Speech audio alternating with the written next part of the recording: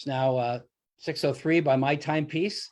And again, welcome to the Tahoe Chamber District 5 Supervisor Candidates Forum. We're talking about the El Dorado County District 5 seat, which includes the Tahoe Basin, including within the city, and then over the crest down to about Pollock Pines. The district has grown a little bit based on the most recent census, which is something that we see going on in all the jurisdictions around Tahoe, where the Tahoe portion of these respective counties is getting smaller in comparison to the other parts of the county. I'm Steve Teixeira. I'm the Director of Government Relations for Tahoe Chamber. With me is Mike Glover, the Chamber CEO. We will begin the questions here of our candidates. I want to welcome our candidates. Jeffrey Spencer is with us, along with Tamara Wallace and Brooke Laine. About 4:30 this afternoon, Mike and I received an email from candidate Kenny Curtzwiler that due to unforeseen circumstances, he would not be able to participate. Mr. Curtzwiler did indicate that if anybody wanted to ask him questions, he could be contacted on his home phone or contacted on his email, and he would be happy to answer questions that you may have of him in that manner. For our part at the chamber, we talked to quite a few people in the area, particularly focusing on Myers. We've talked to current and former members of the Myers Advisory Council to get their input on questions, talked to various chamber members. We've talked to other folks who are in the district. And then, of course, we do follow the El Dorado County issues pretty closely here at Tahoe Chamber. So some of the questions are based on our following of the Board of Supervisors, including the most recent budget-related session this past Monday. So with that, we're going to allow each of the candidates to make an opening statement and introduce themselves to you if you have not met them before, or to bring you up to speed on their campaign, however they wish to answer. And we will start with Jeffrey Spencer. Good evening, and thanks for joining. I decided to run for supervisor after being asked by a whole host of residents and friends looking to represent all of the residents of not only the basin, but other communities in District 5 as well. We have a host of issues, and I think that I bring a lot of skill and experience that can solve our problems. Very good. Thank you, Jeffrey. Tamara. Hi, thank you for having us tonight. I appreciate the Tahoe Chamber providing us this opportunity. I'm Tamara Wallace. I currently serve on the City of South Lake Tahoe City Council. I decided to run for supervisor because I saw a need, because we have seen for many years a lack of return on investment. The communities in District 5 have sent our tax dollars to Pollock Pine, to Placerville, and we have seen a lack of return on that investment. The services that we're getting back, the resources that our communities need in District 5 are just not coming to us. And I feel like we need to make that happen. I've built relationships down there. I lived in Pollock Pines for 2.5 years. I have lived in the basin for just over 20, and I believe that I'm the person that can do that. I have spent a lot of time down at supervisor meetings. I have been participating for quite some time.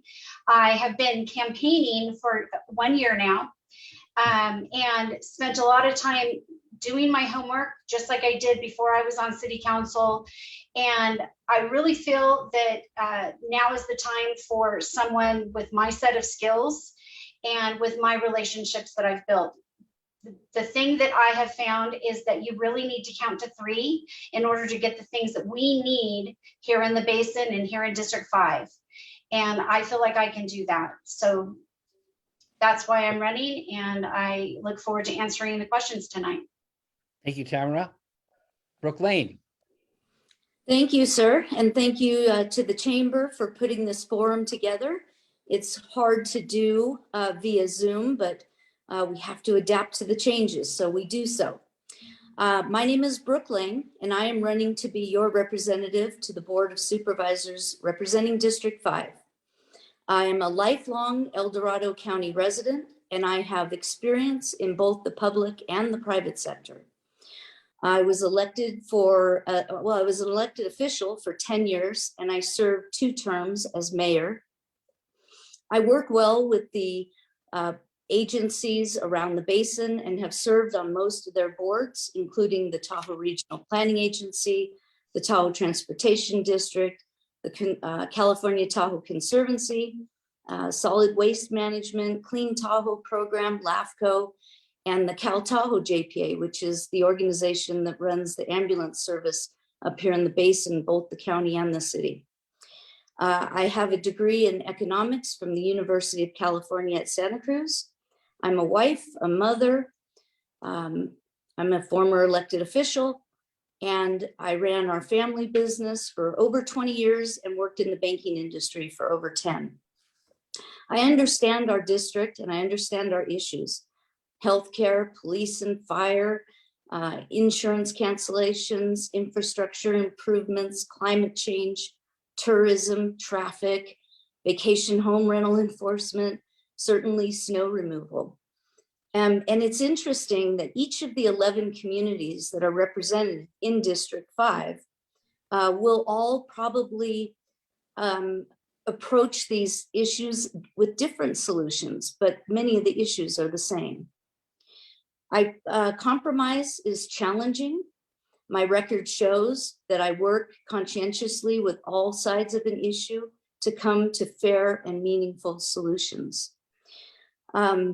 I have the experience and the desire to be your El Dorado County Supervisor, and I look forward to tonight's conversation. Thank you. Thank you, Brooke. Thank you. All right. For audience members who may have just joined, we will be asking Mike Glover, the Chamber CEO, and I will be asking a series of questions and allowing the candidates 2 minutes each to answer those questions. In the meantime, if you have questions that you would like us to ask of the candidates, you can put your questions in the Q&A box at the bottom of your screen, and we will look at those and bring those forward as time and appropriateness allows. Again, we thank everybody for joining us. Once again, we got late word today that Kenny Curtzwiler candidate was not able to participate this evening. And so we're going forward with the 3 candidates that we have.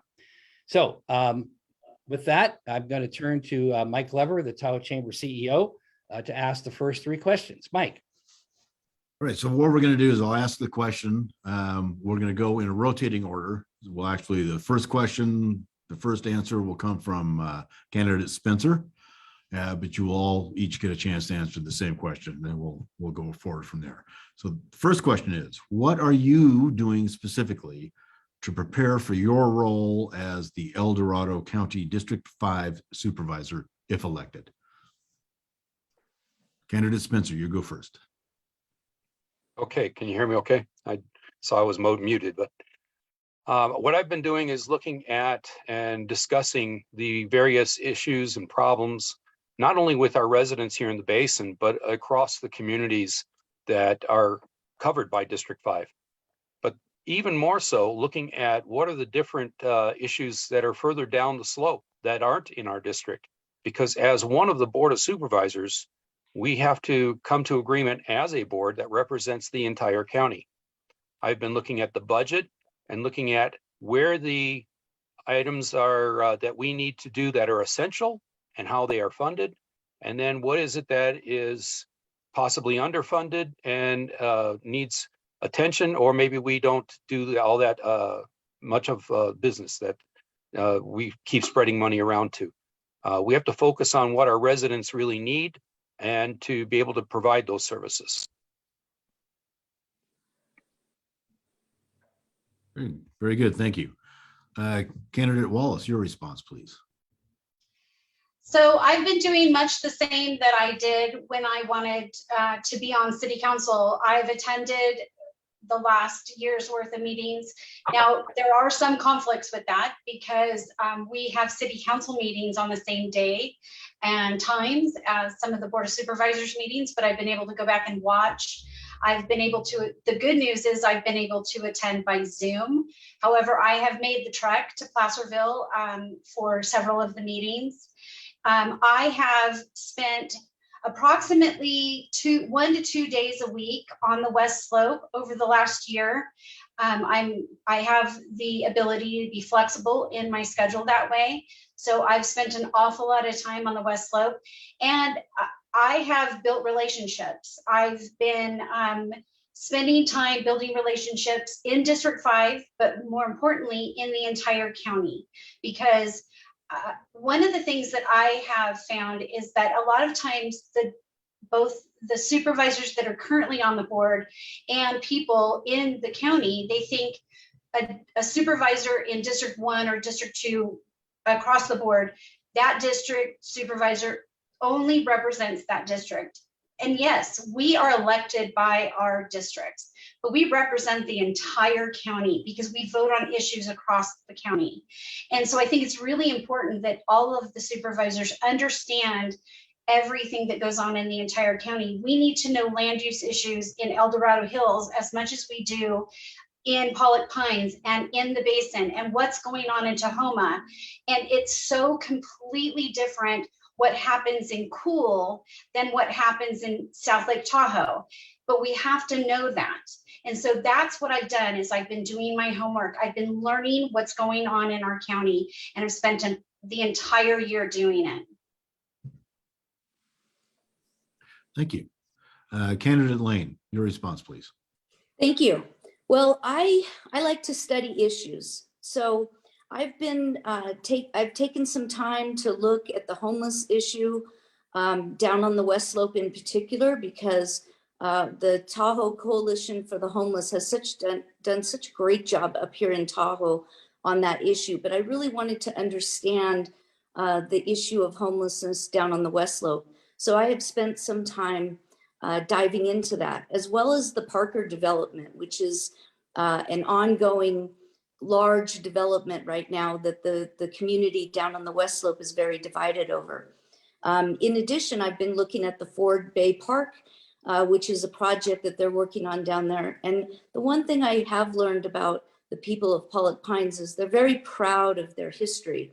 And that shows in the Ford Bay Park that they're working on, because it's kind of a throwback to like the late 1800s and that rich heritage that they have down there. I also have spent some time talking with individuals, for example, Joe Harn, so that I can better understand the budget. I had some very specific questions for him in that regard. I've also met with the Placerville Chamber of Commerce and the El Dorado Chamber of Commerce to get a better handle on what some of the issues are. So I like to do my homework, and I like to look at all sides of an issue. And that's what I've been working on. Thank you. All right, for the second question, we'll change the order because we're going to rotate this through. Candidate Wallace, you'll answer first, then Candidate Laine, and then Candidate Spencer. Second question, and you've touched upon this a little bit, but you'll get a chance to elaborate now. Do you have working relationships with members of the Board of Supervisors representing the other 4 districts? And do you see these relationships as important? So Candidate Walsh, you'll go first. Absolutely. I've spent time in their offices. I'm down there an awful lot in the county building. I spent all day, I guess it was a week ago last Tuesday, during the meeting when the board was voting on the shelter crisis. I actually commandeered one of the supervisors' offices so that I could do a conservancy board issue in their office. So they've sort of seen me become a fixture down there. Yes, I think that it's very, very important to build relationships, because as I alluded to, you have to count to 3, and it has to be on the right things. And when in my time on city council, I've learned that you can count to 3 on a different issue with different board members each time. And that's fine. We will have different things in common, and we will have different issues in common. And it doesn't matter what issue you have with which board, you have to have a relationship with each of them. And you don't have to be friends. You can be friendly. One of the things that I have tried to live my life on is that you can disagree with someone without being disagreeable. I look back on one of the issues that I had on city council where I came in and I was loaded for bear and I really behaved badly. And I apologized to my fellow council members afterwards because they really were good to me in spite of the fact that I wasn't. And I learned from that. Brooke was one of them. And you don't have to be disagreeable, and relationships are important. Thank you. Thank you. Candidate Laine, your response, please. Thank you, Mr. Glover. I mean, relationships are absolutely key to being able to accomplish anything. I obviously have spoken with Supervisor Novosel on a number of occasions regarding a number of different issues. And I've had the opportunity to work with Mr. Heidel when I was on the LAFCO, which is the Local Area Formation Committee.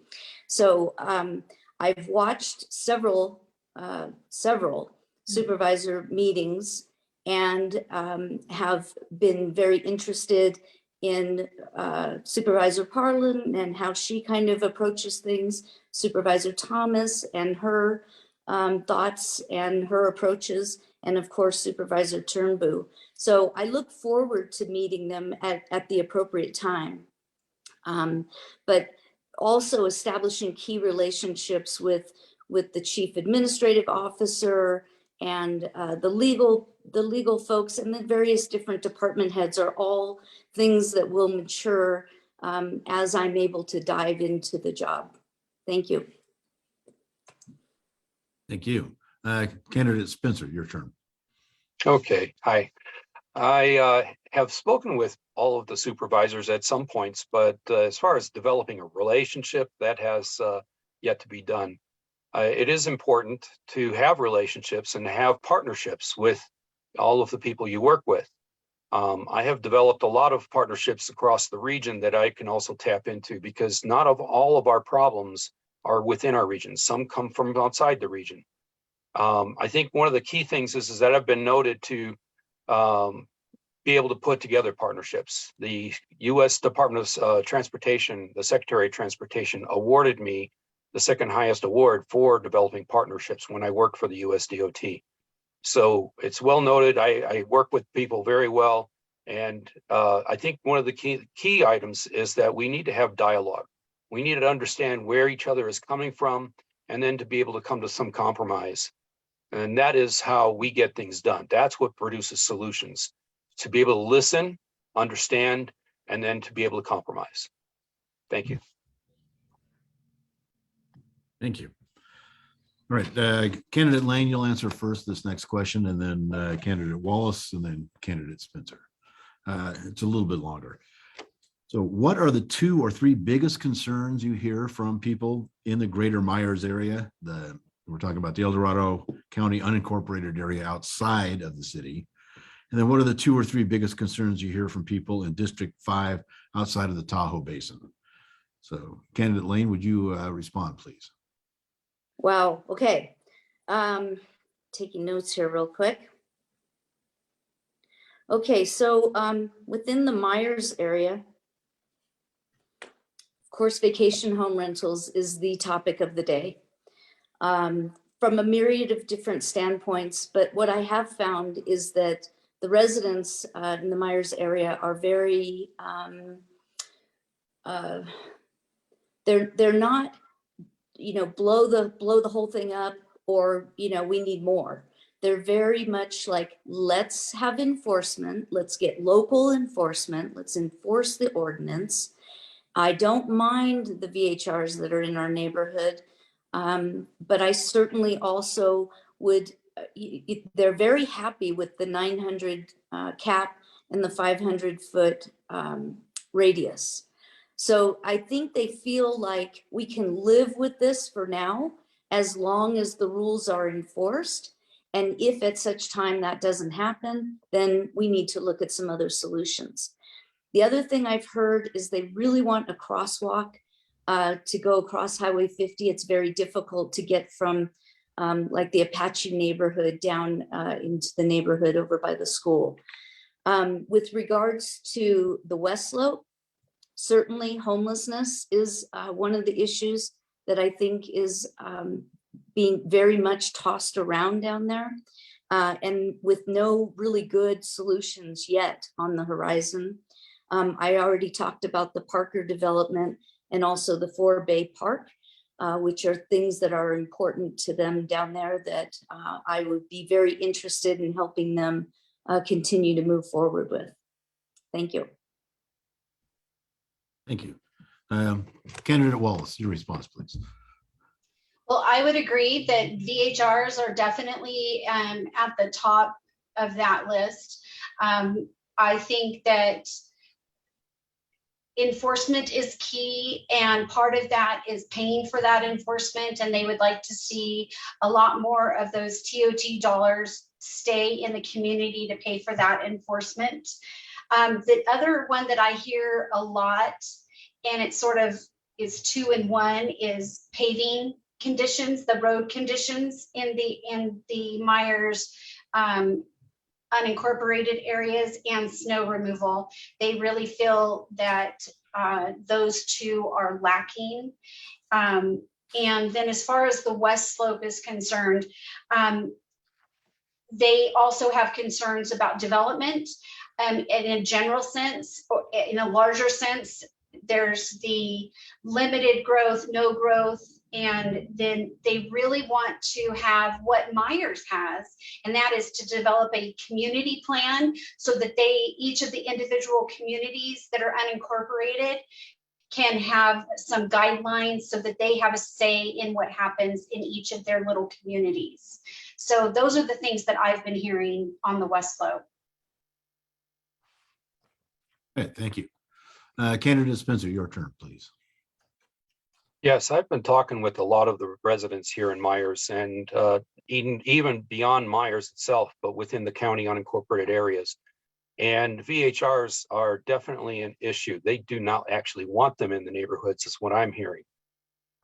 They are tired of being the enforcement arm for the county. They're kind of conscripted into being the enforcement, calling in all the time, and then nothing is done. So that's a big issue for them. The other is the traffic. There's so much traffic that we can't conduct our lives. I recently worked with the county to incorporate the right turn restrictions, which takes down the mapping apps, routing people, the visitors that come up here, routing them through our neighborhoods and causing this gridlock. And so that was one solution I brought. Now, when I talk to people down on the West Slope or even up in Tahoe, we can't forget Tahoe. One of the common themes is the snow removal and the condition of our roads. We do not dedicate enough funds to maintain our roads. And then when they are maintained, the quality is so poor that it seems to break down within just a couple of years. So we need to really take a look at our infrastructure, the funding that's being dedicated to the infrastructure, because all of us depend on that. Our commerce depends on it in order to supply us, and the people depend on it for public safety because it's our only ingress and egress. So we really have to work hard on those types of issues, not just here in the basin, but with the people on the West Slope as well. All right, thank you. I'll turn it over to Steve now. He's going to ask the next 3 questions. Thank you all for your responses. Thank you, Mike. And we'll move on. It's sort of a related question, and the order of responses will be Candidate Wallace, Candidate Spencer, Candidate Laine. And the question is, what can be done to ensure that the Volunteer Myers Advisory Council is more influential in county decision-making for the Myers community? We've attended these meetings in person and virtual over the last couple of years after the council was formed. We supported that, but you've probably heard too that some people are saying, what are we doing here? Do we have any role in the community? So what are you hearing, Candidate Wallace, and what's your thought about how it could be more influential? So the Myers Advisory Council, I think that what they need is a supervisor who will listen to them and bring their concerns to be addressed at the board level. And I think that goes along with what changes are being made or being proposed to be made with all of the individual communities. So I think that that is what needs to happen. It goes on a more holistic level. If each of the individual communities have these community plans that they all want to say, and it's unlikely that each of them will be incorporated and have something like we have here in the city or Placerville has, because they're just not large enough to support themselves. So these community advisory plan councils are a really good way for them to have a say. But if they feel like they're not being heard, exactly. So they just need a supervisor to get their message across, and they need to be heard. And I just don't feel that has been that's where the disconnect has been. Thank you. Candidate Spencer. Well, I've had this exact experience. I was on the Antelope Planning Council, Advisory Council, and the county supervisors weren't really hearing us. And it really is about communicating your needs and then the supervisor acting on that. One of the key items is, and then I've heard from residents, is that they aren't heard at large, not just from within the council, but all of the people in the unincorporated areas. So one of my plans is to actually form not just this advisory committee, but others, and have members from the community sit on various boards. We need the community to run the community. We don't need one voice that's a ruling voice. I need to delegate so that I can actually do a better job and allow others to tell me what needs to be done. And collectively, that's how we are going to solve the issues that we face. It's on my sign. Together, we can move mountains. And that's firmly what I believe. Thank you, sir. Candidate Laine. Our current supervisor was on the Myers Advisory Council for years. And so, I think that there was a disconnect. And I think sometimes your community so well that you just assume that what you know is what's important. And that's not really true. As an elected official, you absolutely need to listen to your constituents, and you never know enough. So I would agree that the supervisor really needs to be plugged into not just the Myers Advisory Council, but also Tahoe Paradise Park and some of the decisions and needs that they have as well. So it's being completely plugged in. I think that the Myers Advisory Council, the issues have kind of weaned for them. So I'd like to see them really get back on the hot seat and really start coming up with some ideas and some issues that we can help them get behind and make a difference in the unincorporated part of the county. Thank you.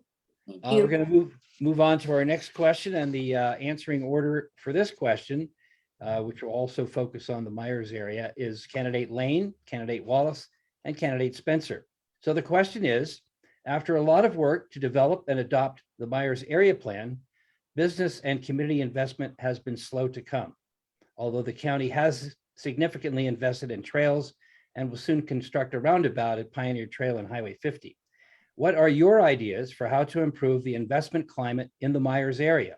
As one example, do you see the opportunity for developing affordable workforce housing in Myers? Would you support a county funding allocation for the assessment of investment opportunities in the Myers area? In other words, guiding further public and private investment in Myers. So we'll go first to Candidate Laine. That's a great question. I have thought a little bit about what are some opportunities that could happen out there. And I've thought of the old gas station that's one of the last buildings as you're making your way up Echo Summit. And could that whole area be used for some type of resort structure, but that's really cute and quaint, and that would fit in with the Myers area and would provide a different opportunity for housing instead of this, for lodging, I should say, instead of this reliance on vacation home rentals. So I've been thinking about that idea. Yes, any type of housing is beneficial at this point, and I would absolutely support some kind of definitely government funding and partnering with the private sector to try to produce that. That is the only way that I believe workforce housing and deed restricted housing and even housing for our senior population is going to happen, is if we help incentivize that. So I think that that's a great idea, and I would love to work on that. Thank you. Thank Candidate you. Wallace. So I absolutely would love to see this. In fact, in my role on the Conservancy, we have several lots in the county, and I immediately asked our staff to put that together, and we looked at those lots to see if any of them could possibly be used for workforce housing, if any of them were configured properly.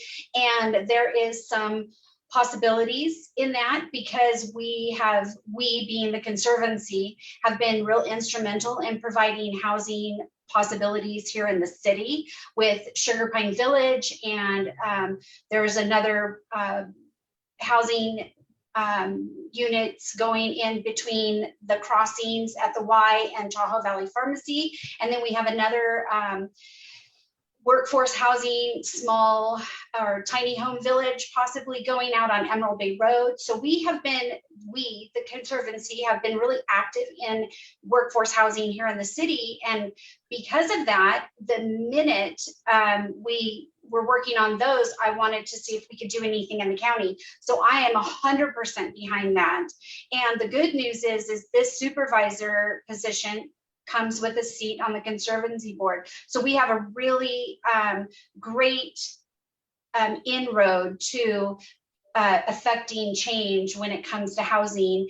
And housing, as we all know, because we've all sat on those boards, housing is 100% needed in great big gobs here in the basin and all over. Thank you, Candidate Wallace. Appreciate that. Candidate Spencer. Well, I think the first thing that needs to be done is the road US 50 through Myers needs a road diet. It's just a pass-through community. Nobody stops, yet it's a gem of a community with lots to offer. We have Washoe Meadows, we have trails. There's the Paradise Parks area, the Lake Barron. There's a host of things that can happen here. Now, when it comes to housing, we need diversified housing throughout the area, not just here in Myers. And when we talk about workforce housing, usually that means low income type of housing. However, we don't have the supportive services out here. TTD had one bus that would come out here at hours that wasn't tenable for anybody to take. The workers go to work in the morning, and then they couldn't get home at night. So there's a lot of things that have to come together in order to make the community work. There is a lot of opportunity, but one of the first things is slowing down the traffic that comes through here and not make it a pass through. We only have a couple of gas stations. Nobody views it as a community as they pass through. They need to have, when there's housing developed, there also needs to be a jobs balance. There needs to be better opportunities that are more affordable, that pay a decent wage instead of all the low end service workers' wages. So there's a host of things that need to be addressed in order to make a viable community. And I hope to bring that not only to the Myers area, but throughout the whole district, that we need to look at what is the balance? What are the demands? And how do we address those? And work with our partners, both public and private, to bring that to fruition. Thank you very much. Okay, we're going to move on to a related question, because I think each of you candidates have touched on this issue. And we'll go in this order: Candidate Spencer, Candidate Wallace, Candidate Laine. And a number of strategies, as we know, for maintaining the ability of Myers area residents to move around in their own community during peak periods of visitation. Some of them have been tried, some of them have had mixed success. In your view, we can start with candidate Spencer, have any of them worked, and what additional ideas do you have? Well, that's like kind of funny because the county had been at bat. They tried 3 strikes and they were out. I brought to them an idea and they tested it. And unfortunately, we didn't get a lot of results because of the fires that were happening. Tourism was down because of the smoke and Caldor and the evacuation. So they are going to implement the tests again. They have seen positive results, anecdotal results. The neighborhoods are loving it thus far because it really does reduce the amount of traffic through the neighborhoods. And we need to do more. For instance, there's during the winters, especially, we see trucks that are trying to avoid chain controls and they use the neighborhoods to go through. Those are not truck routes. Those roads and streets aren't designed for that kind of weight. And so we need a better enforcement and fines ability in order to deter that type of action. We need to really make our residents reclaim their neighborhoods and feel comfortable and safe. One of the principles in real estate is the right to quiet enjoyment. And those residents haven't had that for quite some time. A big part of that is the traffic. So we need to work on things to give the residents what they deserve and to limit the accesses that from these mapping apps that route people through those neighborhoods. And one of those ways is by the way I've designed it, using the California Vehicle Code and doing temporal restrictions. Thank you. Candidate Wallace. That's a really difficult question because of the restrictions on how we can affect change with those mapping apps, and which are causing the problem, as we all know. They have such a hold on us. I honestly don't have a good answer for that. I know Mr. Spencer has spent time on this and he is the transportation engineer. So I think that we have to see what's going on and see how this turns out with these right turn restrictions and see how it goes. I do know that that some of the law enforcement may or may not be super hyped up about restricting people from going through. I know some people feel like maybe the tourists shouldn't be able to turn, but they should be able to turn. I've heard some feedback on that. I honestly don't know what the answer is. I do know that it is truly inhibiting for the people that live out there. And for those of us who live in the city, we saw some of that during the huge storm in December. I went to work that day and it took me 6 hours to get home that day. So, we felt some of that in the city that Myers feels every Sunday. So, again, I don't have a good answer for that because, again, I'm not a traffic engineer like Mr. Spencer is. So, thank you. Appreciate your candor on that. Candidate Laine. Thank you. I have the good fortune of being able to reside full-time in Myers during the summer months at our family's summer cabin, which we've had out on Forest Service property for about 90 years now. And I've spent all my summers out there and I love it.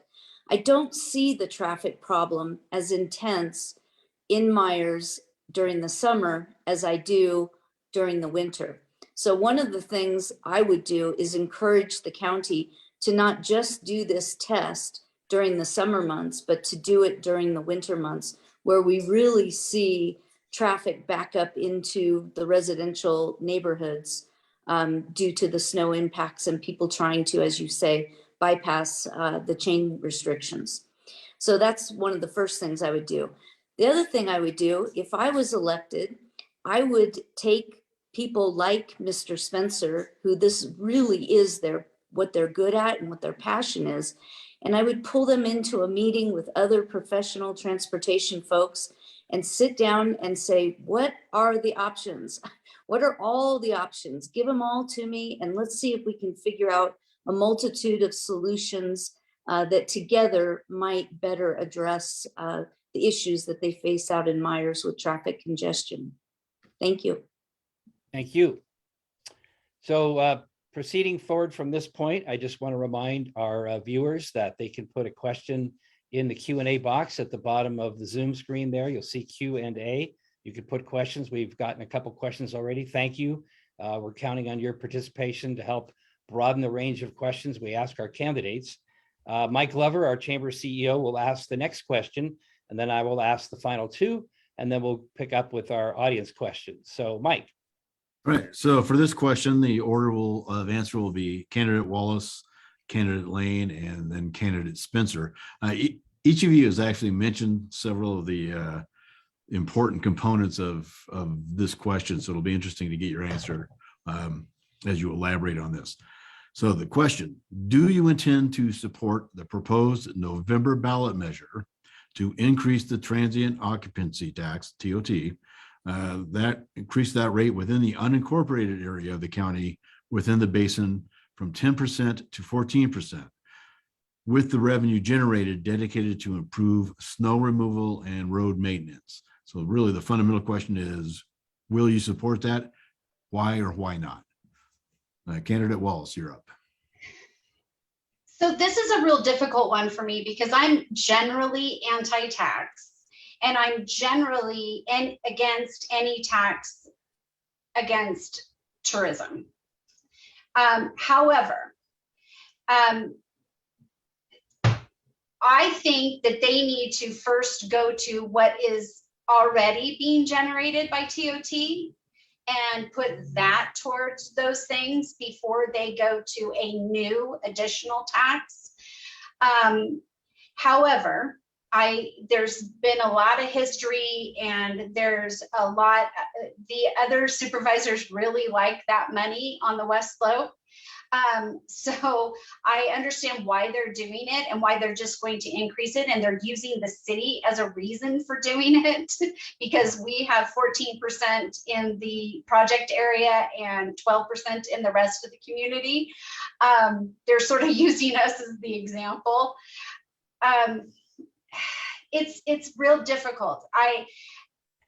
At first blush, I would say no. Because again, I think that they should live within their means and they should use the money that they're generating already. At second blush, I would say maybe not at 14%. Right, thank you. Candidate Laine, your response, please.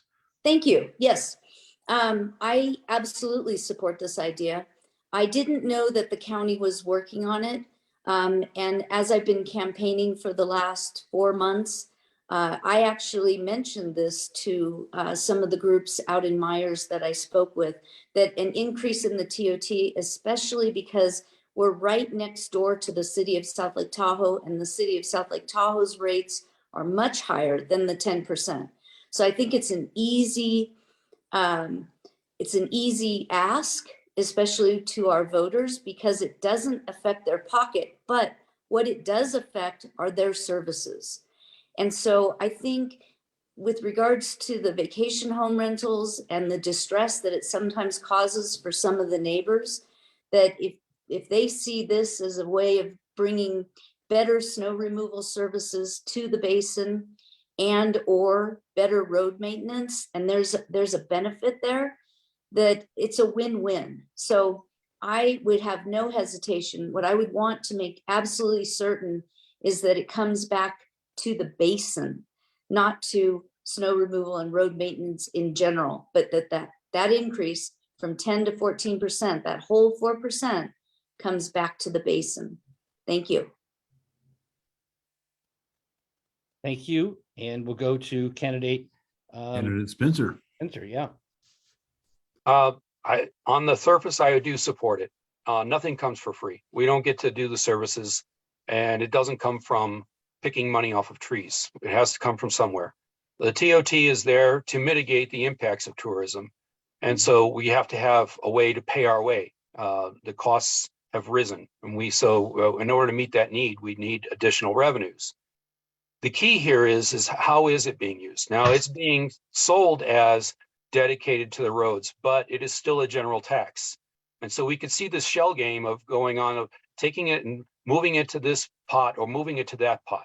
There should be a direct nexus for the taxes that are collected to mitigate the impacts, as I mentioned. TOT has been used, we collect about, I think it's 78% of the TOT here in the basin, yet only 55% of it is returned. And so the county is using that as a way to backfill other funds and not raise taxes from the homeowners, et cetera. We have to actually take a hard look. That's why I've been looking at the budget. What is it that we're spending money on? What is it that we are essentially needing to do? What is underfunded? And what is it that we really don't need to do? We need to look at what the services are and take a hard look at where the money is being spent. I know some money is meant and allocated to marketing Tahoe. Everybody knows about Tahoe. Why are we marketing it? I mean, we're already impacted so much by the amount of people coming up here. We're over 20 million visitors per year now. So I think that we need to be smarter about how we allocate the funds that we do have, but yet I do support that we have to fund the services that are needed by using or collecting the revenues that are needed, not shortchanging them. Thank you. Thank you all for your answers to that question. Steve will ask the final two questions and then we'll open it up. Thank you, Mike. And the county did recently indicate that 78% of the TOT generated in El Dorado County comes from the Tahoe Basin and 22% from the balance of the county. So that those figures are accurate, up to date, based on the county information. So we're going to move into back into sort of a broader way of thinking about the role of the District 5 supervisor, which traditionally the District 5 supervisor has represented the county, has been mentioned on the California Tahoe Conservancy Board, the TRPA Governing Board, and the Tahoe Transportation District Board of Directors. So as a candidate and in your campaigning for this, how do you assess the role of the District 5 supervisor in these various regional organizations? We'll go to candidate Laine, then candidate Wallace, and then candidate Spencer. Well, they're very important, right? All three of those boards. I like the idea that there's a supervisor's seat on all three of those boards because I really like, the Tahoe issues. It's what I know. I'm going to have to work hard to be intelligent about a lot of the issues that are down on the West Slope, but to serve on TRPA and TTD and the Conservancy are vital roles. Those three organizations have regional influence. And so it's important to be able to work with all of the various different people on those boards and to be able to move the basin forward, not just our little town, but the whole basin in lockstep. So they're exciting roles to have, and I look forward to being able to serve on those again. Thank you. Candidate Wallace. So I currently serve on the California Tahoe Conservancy Board, and I'm the alternate on Tahoe Transportation District. I have stayed in sort of abreast of what's going on at TRPA. I think that those are all incredibly important. I think that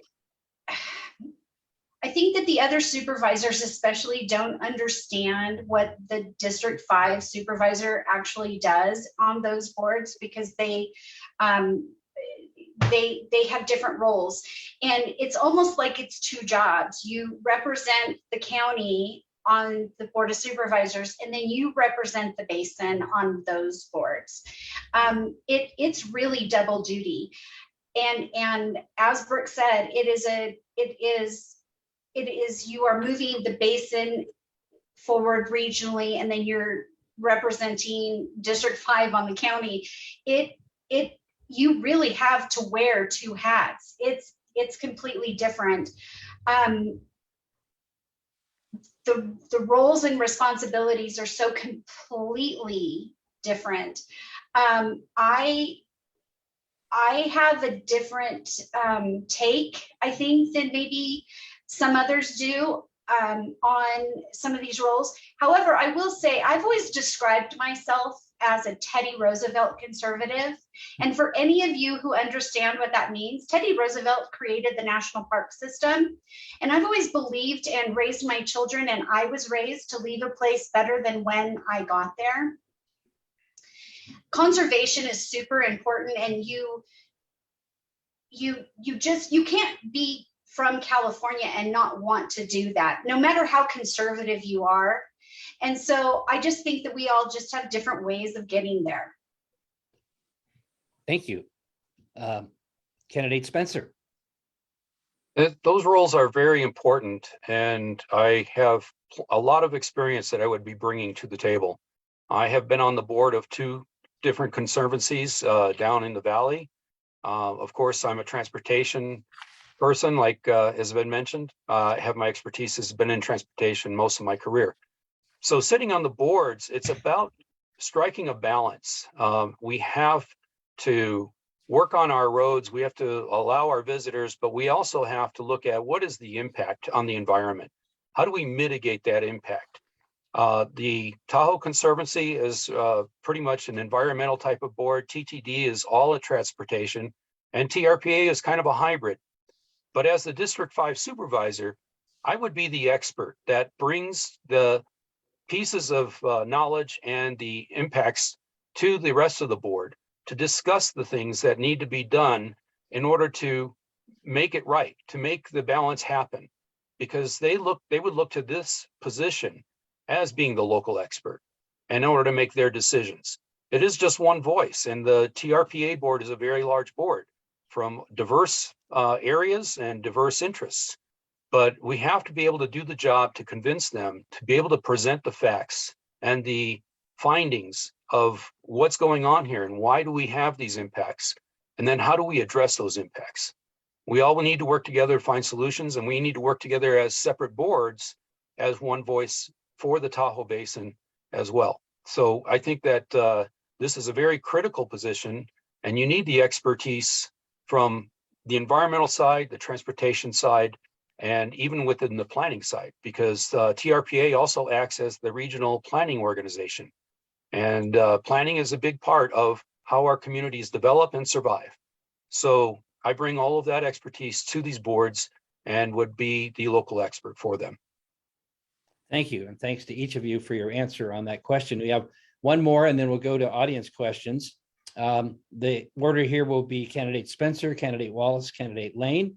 So particularly in light of the Caldor fire, what more can the county do to support the many small fire districts that are throughout the county, including Lake Valley Fire here at the Tahoe Basin, to help them improve public safety? They're all, struggling financially. Many of them, the county has started to do some things. What more could the county do? Candidate Spencer. Well, let me go back a little bit to the TOT.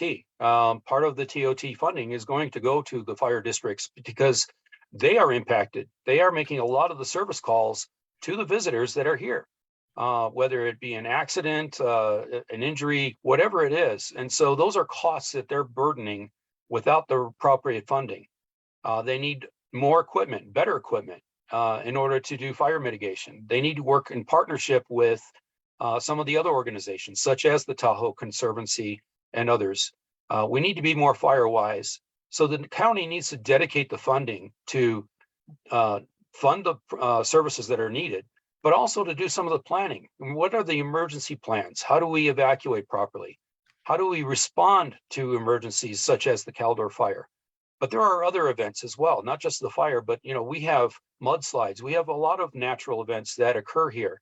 And so we need to be better prepared. And I think the county needs to step it up in order to help the residents be safe and be prepared. Thank you. Candidate Wallace. So I agree. We need to have, every neighborhood needs to be a fire-wise neighborhood. We need to have fire prevention bureaus We need to reopen all of the unmanned and unclosed and sheltered fire stations that we have in the county, several of which are over on the Highway 50 corridor. But I'm going to answer this by saying something that I've been saying for years. It is the same at the county as it was at the city, and it is for all local governments: police, fire, and roads. That includes snow removal. If we get back to the basics and pay for the basics and do them well, and allocate our budget wisely. And again, the county has a few other things that they're mandated to do. I understand that because I know the budget very well. If you do the basics and do them well, you can afford to do those things that are needed to be done, like giving the funding that is needed for Lake Valley, giving the funding that is needed to reopen those fire stations, giving the funding to FireWise and fire prevention bureaus, giving all the money that is needed for fire safety in all realms throughout the county. That is what is needed. You have to get back to the basics and do the basics well. Thank you. Candidate Laine. Thank you. I think the county has recognized this need, and they are definitely providing some financial support specifically to Lake Valley Fire District that they have not provided in the past. An example of that is Lake Valley Fire went out and leased a ladder truck. It's being built now. It hasn't been delivered yet, but the county is going to reimburse the fire district for that ladder truck. They also bought them a squad car that will allow them to get through when we do have traffic congestion. It's a smaller vehicle that can get through traffic. In addition, the Lake Valley Fire Department put in a request for about $1.4 million in various support for some of the tourist impacts. And the county is going to be recommending to the board, or may have already done so, at least $1.2 million of that request. So that's a big chunk of money that is definitely coming our way. And I think the county recognizes that, you know, just with the Caldor fire, it impacted the west slope, it impacted the east slope, and it won't be the last. So I applaud their efforts so far, and I will ask them to keep that up. Thank you. Thank you. We've had a number of questions from the audience. We're going to go to some of those now. One of the questions is, what is the problem with VHR enforcement? There's a lot of talk about it. Seems like the county has put more resources into it. What are your views as to what additional enforcement can be done? And we'll go in reverse order with Candidate Laine, Candidate Wallace, Candidate Spencer. Thank you for that question. So there is a county ordinance that I think is very weak. And I think that's a source of the problem. And then I also think that there is not a dedicated code enforcement officer, certainly not a local one. And although the position has been funded, they still haven't hired. So the problem with vacation home rental enforcement is that it depends on the neighbor who maybe is not happy about loud noise or people in the hot tub after 10.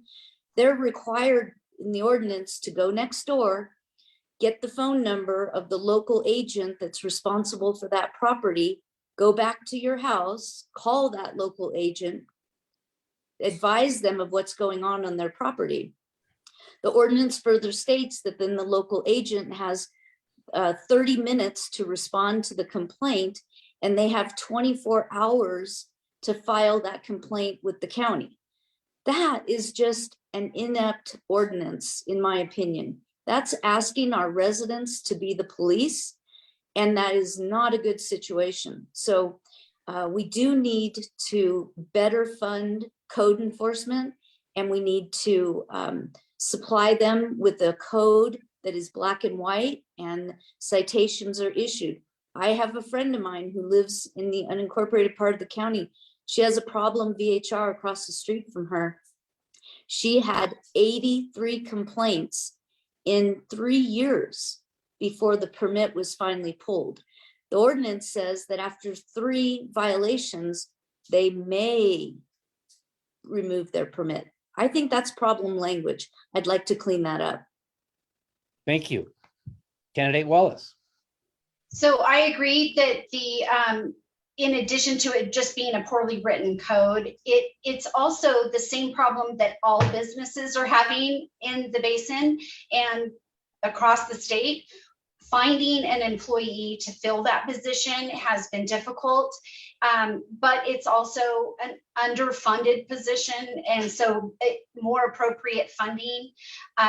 Funding it properly, I think, is another way to put it, or staffing it properly when that position is filled, because as we can tell you here in the city, having a code enforcement officer from 9 to 5 Monday through Friday is probably not an appropriate staffing time for VHRs. You need them nights and weekends because that's when the code problem or the enforcement problems happen. And then right now they're relying on deputy sheriffs to go out and enforce those codes. And deputy sheriffs are not usually they don't need to go out to hot tub issues and snowball fights and those kind of things. They need to be enforcing real crimes. And I get it. When people have 82 violations in a house next to them it's real. I do not want to downplay what's happening in these neighborhoods. I really don't. Sorry, there's that. I don't want to downplay what's going on in these neighborhoods because there are problematic VHRs, absolutely. But sometimes when these deputy sheriffs have other more pressing crimes, they need to deal with those. And the people in the neighborhoods really feel, we went through all of these problems. And I will just say, what happened in the city has exacerbated what's happening now in the county. The fact that we no longer have them here has moved them out into the county. Thank you. Candidate Spencer. I think the very essence of the issue is there is no enforcement. When you report something, there is no feedback loop. You don't see any action. And so you wonder, what am I doing? Why am I doing this? Yet the impacts are felt by the residents who live here daily. Parties that go into the night when you have to get up in the morning to go to work. There's just a host of things. Some of the problem is the clustering. Now, they passed an ordinance that's anti-clustering, but the horse is already out of the barn. I know of an area that's over in Montgomery Estates. There's one resident and she's surrounded by 8 VHRs. So she has to wait years for them to basically grandfather out, when their permits expire. And yet she deals with these problems all the time. All the calls go basically unanswered. So it's about management. I am not against VHRs. I think they belong in their own zone near the attractions that they are there for. I look back at the history when vacationing families used to go to a motor inn and they'd rent a little cabin and that was their little home during their vacation. I think that the industry got ahead of the regulation. The governments and such weren't responsive to the industry. I think what we need to do is step back, take a holistic look at things. They don't belong in neighborhoods. As I mentioned before, the residents, the homeowners have a right to quiet enjoyment. They aren't getting that. And they are paying taxes for something they aren't getting. Very good. Thank you. Mr. Chair, will yes. you excuse me for a second so I can go turn on the light? I feel like I'm falling into the dark deep of Sure. this. Please. And just let me give some context here when Brooke returns to the next Okay. question. Thank you. Yeah, Thank that's you. Better. Right? So one of our viewers has asked each of you to further expound on your knowledge of outside of the basin, even outside of District 5 or outside of the basin in District 5 and beyond the other 4 districts, what knowledge you have, what issues you've studied. Several of you have touched on that, but this is an opportunity for you to go into to greater detail. So Now that the light is on, Brooke, we'll start with you. Thank you. Well, I mentioned before, that I've been looking at the homeless issue that affects all of El Dorado County. Also, development is something that is a concern. Smart development would be a term that I think people would be more comfortable with. They're definitely getting a little tired of the overdevelopment. The agricultural areas on the West Slope are a big deal, and they're very important to the economy on the West Slope. And so that's something that we need to protect going forward. Okay. Candidate Wallace. So as I said before, for the last year, I've spent on average at least 1 to 2 days a week down on the West Slope. Some more, some less, especially in the January, February timeframe. I have spent time on the homeless issues. There was a big issue around homelessness and a homeless facility in Pollock Pines back in December and January. I was knee deep in that issue. With regards to sensible development, that's what I call it, because I think that if you're going to have any development, it has to be sensible. It has to be in places that have defined infrastructure already in place. You have to make sure that you have appropriate roads, appropriate water supply, appropriate other facilities for your development. The other thing that I think a lot of people don't understand because they just aren't involved in it as much as some of us are, is that we can't not develop.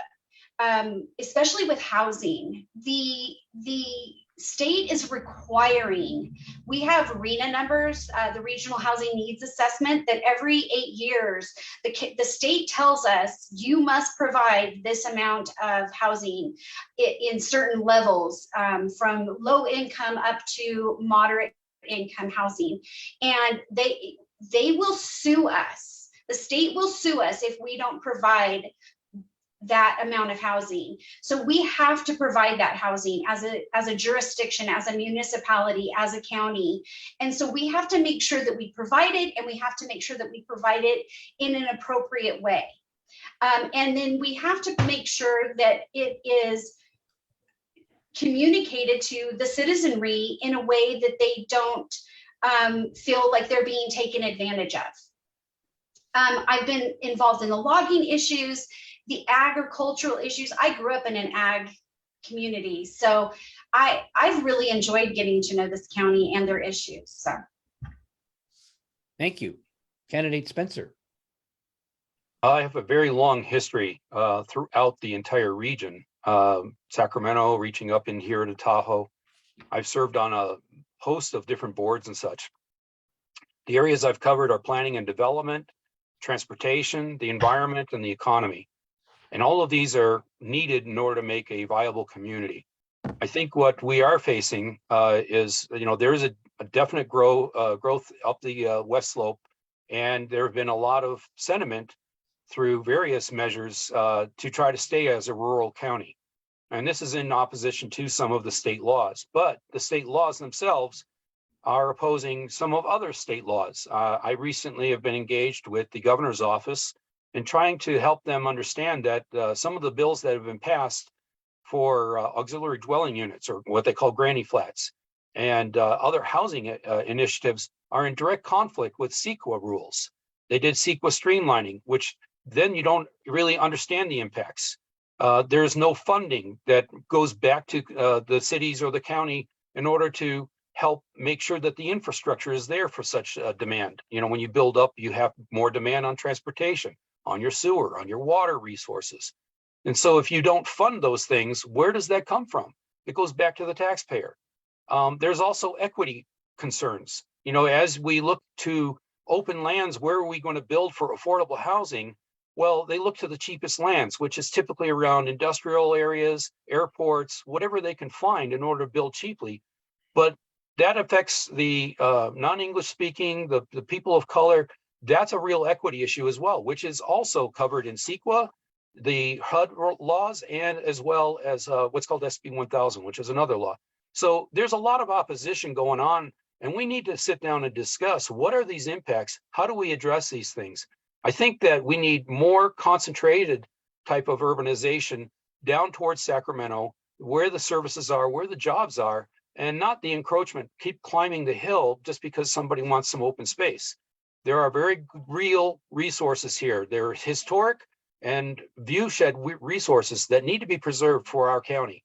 We can't just keep, building more roads, which impact the county budget in trying to maintain those roads. Thank you. One of our viewers has expressed frustration with the fact that the sheriff's office in El Dorado County doesn't do more to be part of VHR enforcement.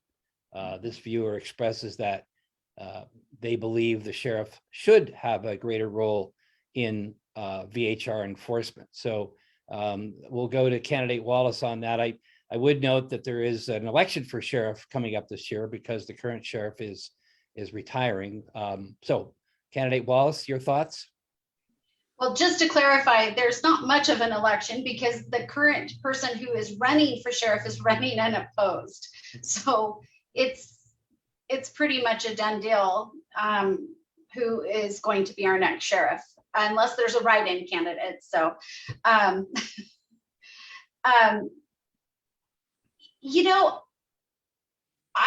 not sure whether the sheriff's department should be the one enforcing. They should be there. They should be there in case of criminal activity. There should be a better funded code enforcement arm of the sheriff's department. That's, I believe, the most appropriate form of enforcement for VHRs, because it is not criminal, it's civil. And at least in my opinion, I prefer, based on the fact that there's crime out there, that there should be sheriffs, deputy sheriffs out enforcing crime, and that we should have a very good, well-funded, well-staffed code enforcement office enforcing VHRs, at least in my opinion. Well, thank you. Candidate Laine. Thank you. As everybody I hope knows, the sheriff is elected by the citizens, by the voters, and therefore does not answer to, in this particular case, the Board of Supervisors. That's a slightly different scenario than what we had in the city of South Lake Tahoe, where we asked our police department to enforce all of our codes, of which VHRs were one. We did get to a point where it was better to hire code enforcement people, so we were not taking our police off the street for issues of this matter. And that's fine, but we need to have a local code enforcement office that is robust enough, that can handle the problems that are the results of VHRs. And it's really not the majority of the VHRs. It's usually only a small minority of people that abuse the rules, but they need to be handled appropriately and by local code enforcement. Thank you. Thank you. Candidate Spencer. I think the sheriff's department does need a separate arm that helps code enforcement. Now, code enforcement often finds under the Office of Planning and Development, but yet there's these issues that come up that need to be enforced. Under the building department, code enforcement, they all have to work together. But perhaps community policing arm, something where it's not a sworn enforcement officer, but yet that can respond to code enforcement issues. But then they're also linked, because they're under the sheriff's department, they're linked in case there is criminal activity, and they can have immediate response in those instances. I've seen violations such as people going out and shooting off Roman candles on 4th of July. This is just stupidity at times, but people who come to visit don't know how to live up here in Tahoe and how to deal with our environment. We've even heard of the bear issues, bears breaking in and people saying they're attacked. We need a lot more education for our visitors, but I think for enforcement, again, it's all about management, and we need to definitely have the staffing there. We don't need a sheriff going and responding to people partying in the hot tub all the time, but they need to be available to respond to those appropriate calls. Thank you. Thank you all for your thoughtful answers on that subject as well. Another viewer is interested in a little bit more from each of you about what you see as the role of TRPA. It's clearly a regional organization, but it is comprised of representatives from each of our local governments, including El Dorado County, the city, Douglas County, et cetera.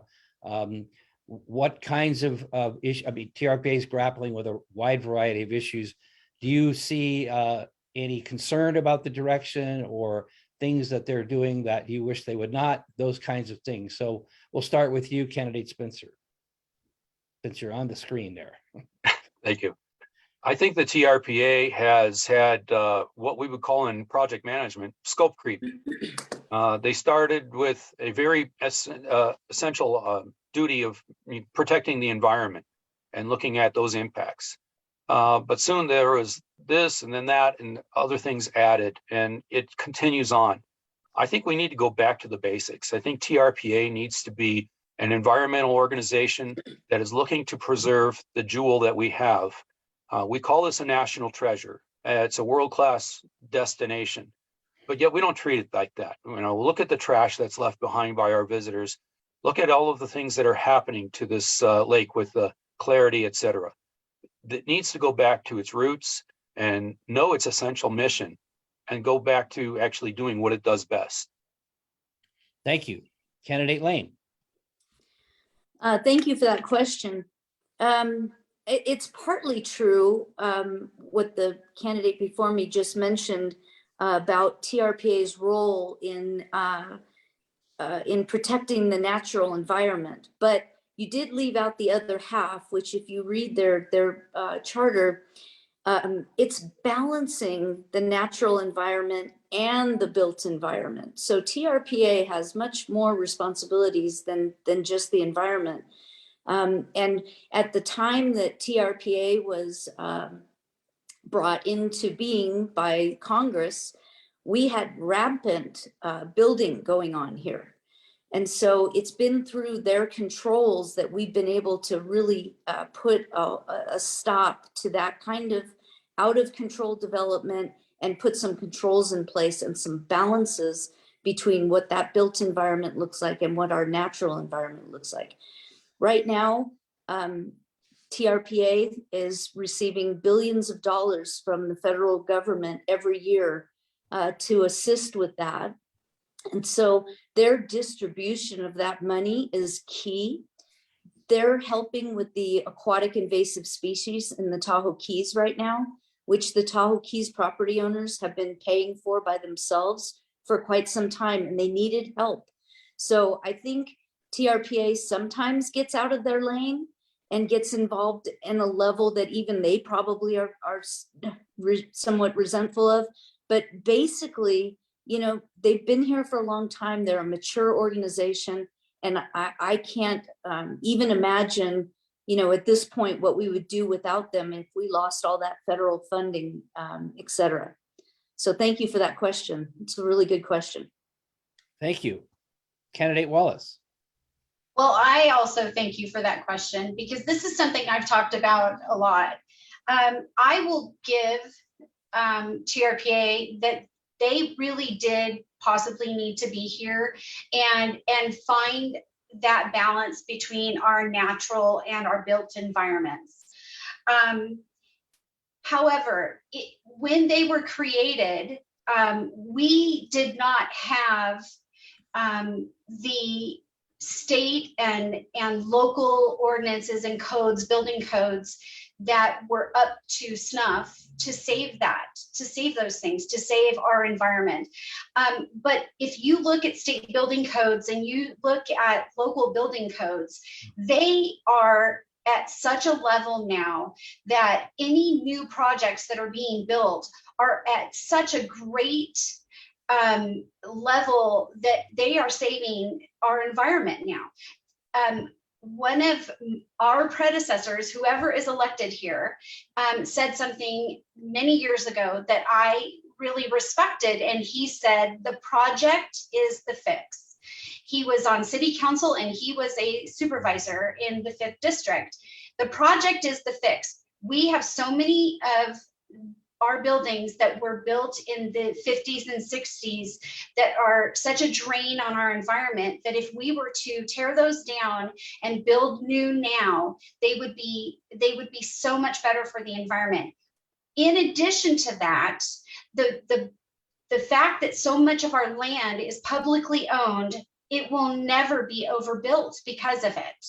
We have conservancy lands, federal lands that are owned by the Forest Service, and so on and so forth. And so much of our land is owned by so many agencies. It would be very difficult for us to overbuild now. I think that TRPA has outlived their usefulness. Thank you for that response. And thank you all for your responses on that. Looking at the region in a slightly different frame, one of the viewers wants to know, so there's a state line and sometimes it's pretty seamless and we go back and forth across it, on a regular basis for job or work or recreation. But sometimes it seems like there's a bit of a wall there.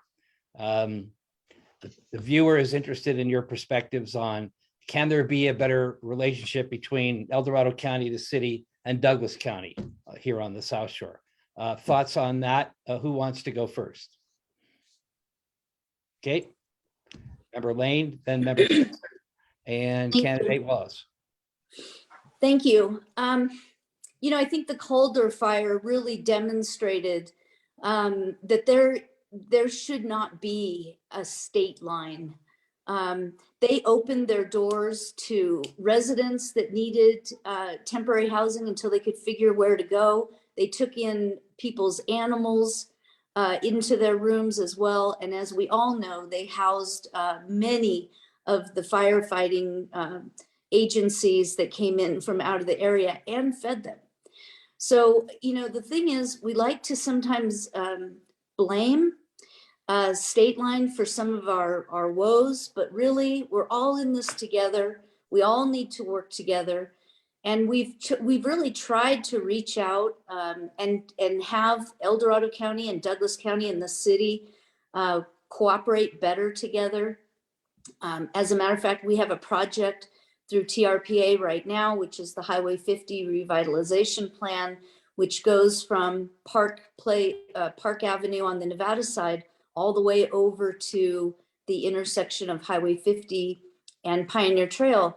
That's a multi-jurisdictional type of cooperative project that I'd like to see more of. We need to get together annually with the various boards and sit down and vet out, possibilities, or where we're having problems, where we need support, or how can we put our resources together to make changes that make this more of a seamless area of our town. Thank you. Thank you. Candidate Spencer. Yes, I not only the imaginary division line at the state, but we also have one north of us with Tahoma being split between two counties. I think it all is about the communication and the partnerships that we do develop. There's more that unites us than divides us, especially as a community. The Nevada side comes to South Lake Tahoe to do their shopping and to visit our restaurants. It's mostly residential on that side. I've talked with people over on the Nevada side. They are helping to support my campaign as well, because we do need to speak as one voice, as one community. I think the bigger issue is where the state laws come in. It's more the state of Nevada versus the state of California, where we find more of the division. So what we need to do is be the local experts to be able to communicate at the state level to drive the policies that work together instead of against each other. I have testified at the legislature and at Congress in the past. I think that's what's needed. We need to be able to talk to each other and again, have that dialogue, bring the expertise to the table and let them make the decisions that really help affect us and find solutions to our issues and our problems. Thank you, sir. Candidate Wallace. So I agree. I think that it's silly of us to constantly, look at the state line. However, I will say this, during COVID, we attempted to work with all of the other jurisdictions. We reached out multiple times to the other jurisdictions and were rebuffed. So I think it's a great idea for us to do that as much as we possibly can. However, we will always have differences. We have different tax structures. We just have differences. But as much as we can possibly do that, and we have tried to do that in the past, and we will continue, I will always continue to try to do that. So I'm always willing. And I would just like to thank candidate Spencer for telling everybody my campaign slogan. Well, I do recall, and next year will be 50 years at Tahoe for me. That's amazing.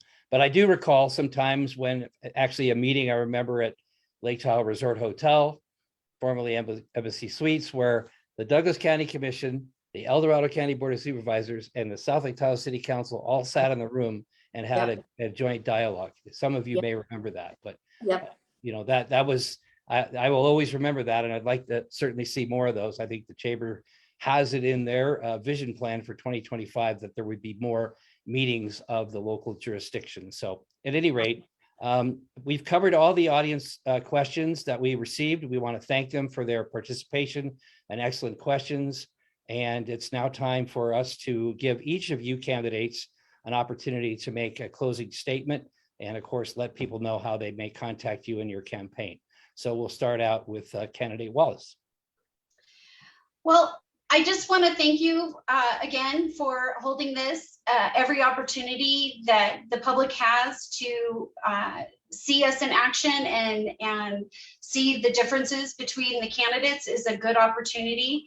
I just like to say I'm not an expert in anything. However, I do my homework. And I also believe that none of us is smarter than all of us. I have already built relationships on the West Slope. I have already spent the time down there working on all of those issues. I've spent 25 years almost here in the basin, learning what's going on here. And if anybody has any questions, they can call me. My phone number is everywhere, but here it is again, 530-545-2623. And my website is tamarawallace.com. Thank you, candidate Wallace. Candidate Spencer. Make sure I'm unmuted. Yeah, yes, you are. You're good. Good. I think the voters need to think about this very hard. This is an interview for a job. This isn't, your favorite buddy next door, the guy you have a beer with, etc. It is really a very serious job that you need someone who has expertise in a lot of different areas that you can bring to the table. We talked a lot about negotiations and building partnerships. And what is it that your candidate that you're thinking of has the ability to do? And that's what's critical in this job right now, is being able to bridge those gaps, find the solutions to our problems, and bring us into a better future as we move forward. I do have regional perspective, as I mentioned. I have been on many boards across the region, and I think that I am your candidate that can do those things. Thank you. Thank you. Candidate Laine. Thank you. Well, I first want to thank the Chamber of Commerce for this forum tonight. It was really well done. and they're stressful as anything, no matter how many times you've done these. My stomach goes crazy. I also want to thank and congratulate my other two candidates. And sorry that the third candidate couldn't make it, but this is very difficult and you guys are doing a great job. And I just wanted to congratulate you on that. As you've all heard tonight, we all share, different viewpoints on how to bring our community forward, but the difference is how we're going to do that. I know how to navigate the political waters to get results for you. One of the things I want to do is create an advisory body with one representative from each of the 11 communities that make up District 5. We will meet quarterly or more often if necessary to discuss the issues, problems, and possible solutions.